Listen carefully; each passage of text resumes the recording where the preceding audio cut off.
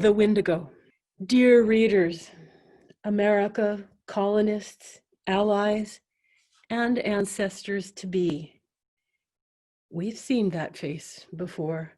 The drape of frost-stiffened hair, the white-rimmed eyes peering out from behind the tanned hide of a human-like mask, the flitting gaze that settles only when it finds something of true interest in a mirror. Cruel eyes, a false face, and a demeanor of ravening hunger, despite the unconscionable hoarding of excess while others go without. The spittle quickly licked away from the sly fox in the henhouse smirk that sends chills down your spine, a mouth that howls lies, pretending it's an anthem. Americans keep acting surprised by the daily assault on American values once thought unassailable. I don't speak for all Native people, but we've smelled that carrion breath before. We know who this is. The one whose hunger is never slaked. The more he consumes, the hungrier he grows. We've met him on our shores, at the Thanksgiving table, at the treaty table, at the greasy grass, on the riverbank of Standing Rock, and in the courts. His mask doesn't fool us. And having so little left to lose, and all that is precious to protect, I call him the name of the monster that my ancestors spoke of around the winter campfire, the embodied nightmare of greed, the Windigo. We know him. Perhaps this is why he has taken special efforts to poke Indigenous peoples in the eye, because we see him. He has proven himself an equal opportunity offender to people Black and brown. But with the spite of bullies everywhere, he has sharpened his stick with special vindictiveness for Native people from the first days of his administration, by reversing the glimpse of justice we held for one shining moment at Standing Rock, to dishonoring the code talkers, to undermining treaty obligations, threatening termination for our people, to casting Pocahontas' name as a slur that manages to taint every stereotype across a range of Indigenous identities, to denying protection for Gwich'in livelihoods, to sending drill rigs to penetrate sacred land. He is the obscene of the Anthropocene, the colon of colonization, the grinder of salt into the original wound of this country. But lest I spend any more words on cathartic name calling, let me say that Windigo is the name for that which cares more for itself than for anything else. It shrieks with unmet want, consumed with consumption. It lays waste to humankind and to our more than human kin. Windigo tales arose in a commons-based society where sharing was a survival value and greed made you a danger to the whole. But in a profit-based society, the indulgent self-interest that our people once held as monstrous is now celebrated as success. Americans are called on to admire what our people viewed as unforgivable. The particular weapon of the Windigo in chief is the executive pen, used against what has always been the most precious, the most contested wealth of Turtle Island, the land. And with the stroke of that pen, he has declared that oil is life, and that protecting the audacious belief that water is life could earn you a jail sentence. That same pen gutted the only national monument designated by Native people to safeguard a sacred cultural landscape, the Bear's Ears. In opening those protected lands for uranium mining, he triumphantly claimed that he was returning public land to the people. From his origins as a real estate developer to his incarnation as Windigo in chief, he has regarded public lands, our forests, our grasslands, our rivers, national parks, wildlife reserves, all as a warehouse of potential commodities to be sold to the highest bidder.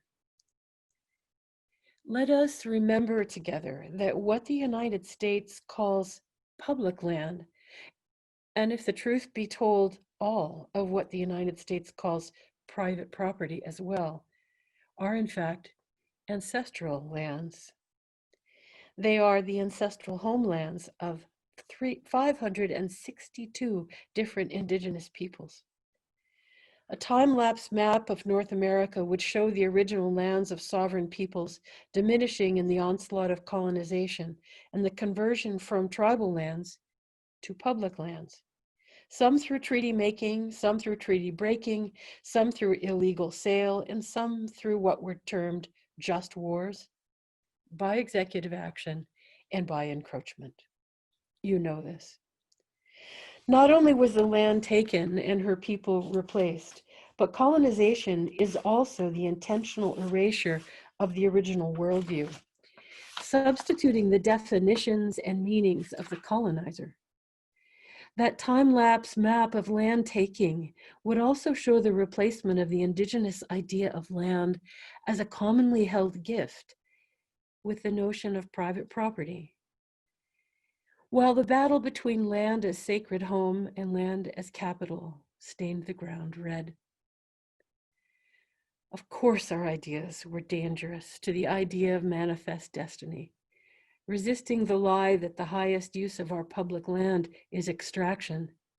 They stood in the way of converting a living, inspirited land into parcels of natural resources. Native people have a different term for public lands. We call them home.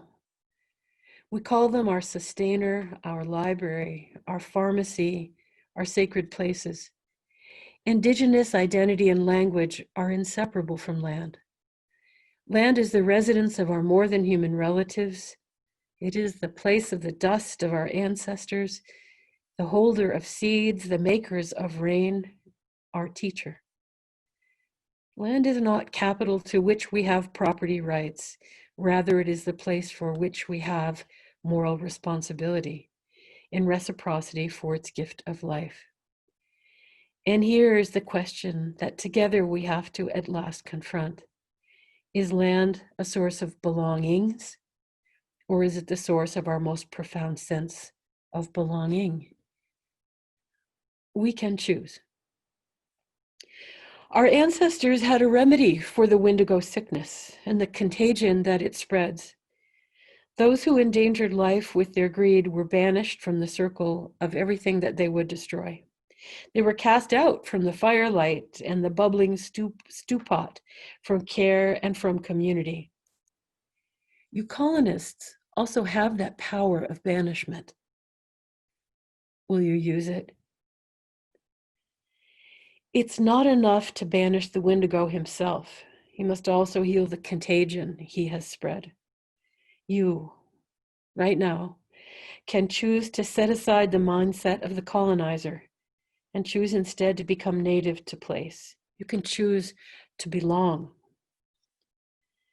Colonists, you've been here long enough to watch the prairies disappear, to witness the genocide of redwoods, to see water poisoned by the sickness of Windigo thinking. The Windigo has no moral compass. His needle swings wildly between the magnetism of whatever prophet beckons. Surely, however, the land has taught you differently, too. That in a time of great polarity and division, the common ground we crave is in fact right beneath our feet. The very land on which we stand is our foundation and can be a source of shared identity and a source of common cause. What could be more common and shared than the land that gives us all life?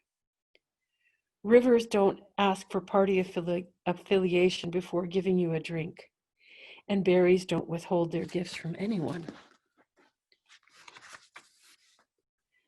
The moral compass guiding right relationship with land still remains strong in pockets of traditional peoples.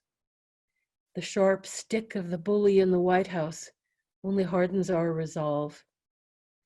The needle still points faithfully north to what we call in my language, Giwedenung, the going home star. When we acknowledge the truth that all public land is in fact ancestral land, we must acknowledge that by dint of history and time and biogeochemistry that unites us all, your dust and your grandchildren's dust will mingle here. They will know what you do here. They will reap the consequences of whether you choose to banish Windigo thinking. You could follow the going home star and make a home here, grounded in justice for land and people. Because colonists become ancestors too. The question is, what kind of ancestor do you want to be?